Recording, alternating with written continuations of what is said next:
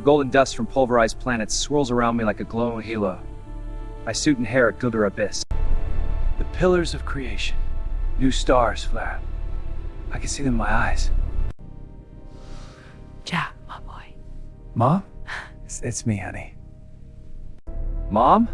Is this real? We just changed the medium, Jack.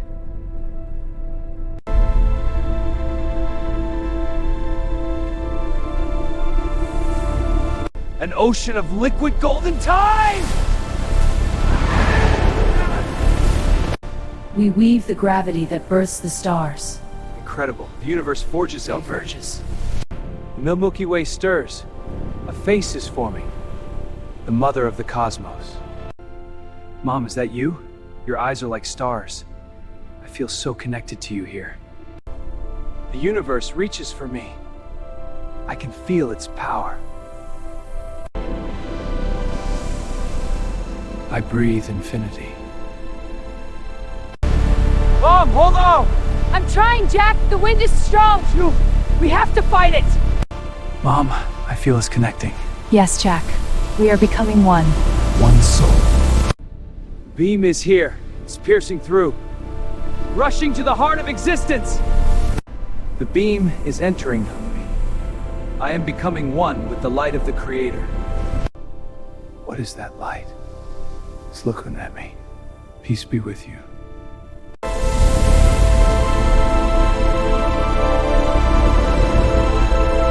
No matter where we go, our hearts will always find a way back to each other.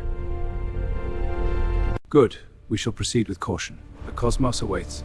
It could happen to anyone. The tether snapped, not with a roar, but with a faint, metallic ting that vibrated through Jack's very bones like a freezing, paralyzing shiver.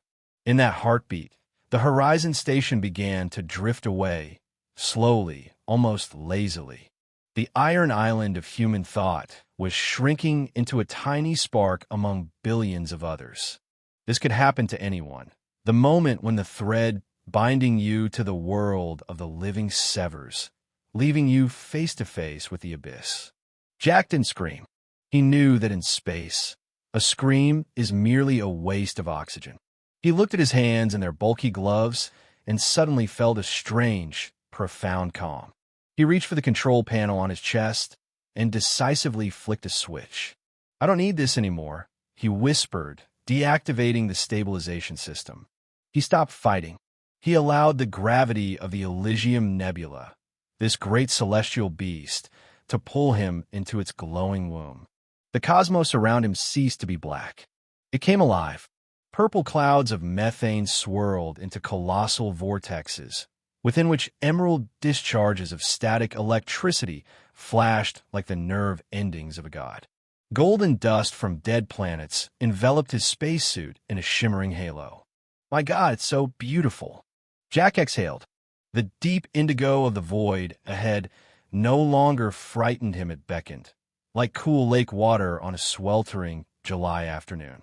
As he plunged deeper, the light grew denser. Great pillars of creation, woven from frozen hydrogen, towered for billions of kilometers, shimmering in every shade of toxic purple and tender jade. Inside these clouds, stars were being born. Jack saw them as blinding sparks piercing through space, making the vacuum itself glow from within. And then they began to appear, the ghosts. These were not shrouded specters. They were fragments of reality itself. Jack saw the reflection of his mother on his helmet visor, pouring tea in their old kitchen. The image was so vivid, he could almost smell the lemon balm. "You've traveled a long way, son," a voice echoed in his headset, though the radio had long since dissolved into white noise. "Mom, is this a hallucination? Hypoxia?" he asked, his heart thumping against his ribs. "It is history, Jack. It is real. We don't go into nowhere. We simply change the medium." Space became multilayered. Jack streaked through crystal worlds where black facets burned instead of suns, and beings of pure sound sang hymns to the silence. He dove into oceans of time, witnessing frozen droplets of eras, dinosaurs, ruins of future cities, and the first gaze of a human toward the sky. Behind them chased nothingness, a black entropy trying to swallow the light they emitted. But maternal love in this realm was stronger than black holes.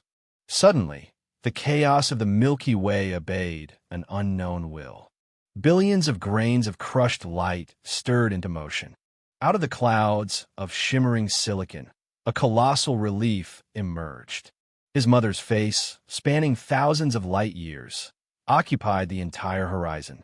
Her eyes were woven from collapsing stars, burning with the warm amber glow of a desk lamp from his childhood. "I'm here, Jack. Give me your hand." The very fabric of space vibrated. Jack reached out, and his glove touched not the cold vacuum, but something unimaginably familiar. In that instant, the spacesuit began to crumble. Metal, sensors, oxygen tanks, it all turned into stardust, falling away like useless husks. Jack's radiant essence was bared. He no longer needed technology to breathe. He breathed infinity itself. A fierce torrent of chronoquantum wind swept him up. Mother and son began to merge at the level of elementary particles. His fear became the cold calculation of a navigator. His loneliness became the infinite embrace of gravity. They transformed into a single, blindingly white beam of light, monolithic and sharp as the blade of truth itself. This beam sliced through the final layers of material reality and surged toward the very heart of existence. Space thinned, turning into a vibrating veil. And behind that veil, a light opened, a light millions of times brighter than any sun, yet it did not blind, it healed. It was the Creator. In the very center of this absolute radiance, through the shroud of higher dimensions, a countenance began to emerge. Slowly, out of pure light, the features of Christ appeared. His gaze was filled with the knowledge of every tear shed in the void and every hope ever held. "Enter into my rest." The countenance spoke wordlessly. The beam, the union of Jack and his mother, entered that radiance, returning to the primordial ocean of love. The entire journey, from the snapping tether to the center of the universe, found its meaning. This was not the end. It was the homecoming, to be continued.